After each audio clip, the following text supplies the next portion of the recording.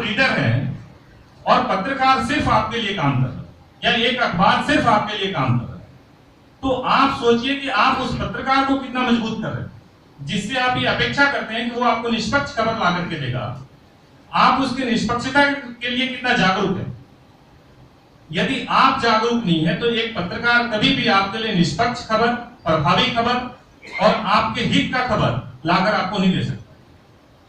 ये बहुत जरूरी है कि हम सबको मिल करके और समाज के लोगों को भी इस बारे में ये होना चाहिए कि पत्रकार सुरक्षा कानून जरूर होना चाहिए, जिसमें यदि कोई पत्रकार कवरेज के दौरान अगर उस पर किसी भी प्रकार का हमला हो जाता है या किसी भी प्रकार का उस पर ऐसी कोई स्थिति आ जाती है जिसमें उसके जीवन को या संकट हो, तो उसको किसी विशेष कानून के तहत एक प्रोटेक्शन उपलब्ध हो। यदि ये तो मैं कह रहा हूं खाली पत्रकारों की सुरक्षा, और ये समस्या खाली छोटे अखबार के पत्रकारों के साथ नहीं है। आप किसी भी पत्रकार से बात कर लीजिए, चाहे वो बड़े से बड़े चैनल का पत्रकार हो या रीजनल मीडिया का पत्रकार हो, उसको खबर लिखने से पहले डर लगता ही लगता है, और डर इसलिए लगता है क्योंकि उसको कोई सुरक्षा नहीं प्राप्त है।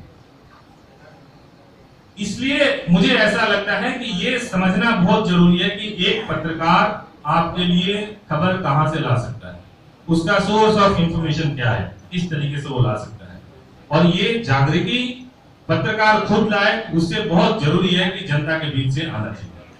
दूसरी एक बात मैं कहना चाहूंगा कि आर्थिक सुरक्षा की बात। देखिए, मैंने वही कहा कि भाई आप सांप बिल्ली की खबरें हो गई या फिर हम ऐसे लोगों की खबरें दिखाएं, डिबेट करा दें जिसमें सभी लोग बोल रहे हैं, किसी के अगेंस्ट में कोई बात नहीं हो रही है, हमने एक टॉपिक चूज कर लिया, उस पर बोल लिया, हमने किसी एक व्यक्ति को जो है हीरो बना दिया और एक को जीरो बना दिया। इसलिए बना दिया क्योंकि जिसको जीरो बनाया वो हमारा कुछ बिगाड़ नहीं सकता। जब सरकारें बदलती हैं तो आप देखेंगे कि जिसकी सरकार होती है उसके पक्ष में मीडिया चली जाती है थोड़ा सा। आखिर ऐसा क्यों होता है? क्योंकि उसको कोई प्रोटेक्शन नहीं है। अगर मीडिया को इस बात का भरोसा हो कि सरकार चाहे किसी की भी हो, लेकिन उसको उसके दफ्तर को या उसके प्रकाशन को, पब्लिकेशन को किसी भी प्रकार का आघात नहीं है, तो खबरें आपके लिए बिल्कुल सही आएगी और वो आपके हित में होगी। तो मेरे ख्याल से ये एक धारणा बदलने की बहुत जरूरत है कि पत्रकार या आजकल मीडिया भी बदल रही है, मीडिया क्यों बदल रही है, ये सोचने की बहुत जरूरी है। और मीडिया केवल अभिव्यक्ति की आजादी या केवल अभिव्यक्ति का माध्यम नहीं रह गया। मीडिया अब वो काम करता है जो अभिव्यक्त नहीं होता है। हम सबको अब अभिव्यक्ति की आजादी है। अब ऐसा नहीं है कि हम गुलाम हैं और हम अपनी बात कह नहीं सकते। बहुत सारे प्लेटफॉर्म पे हम कह सकते हैं। अब मीडिया उस खबर को लेकर के आता है या लेकर के उसको आना चाहिए जो अभिव्यक्त होता ही नहीं है, जिसको दबा दिया जाता है। उसके लिए पब्लिक का, जनता का और रीडर्स का सपोर्ट बहुत जरूरी है।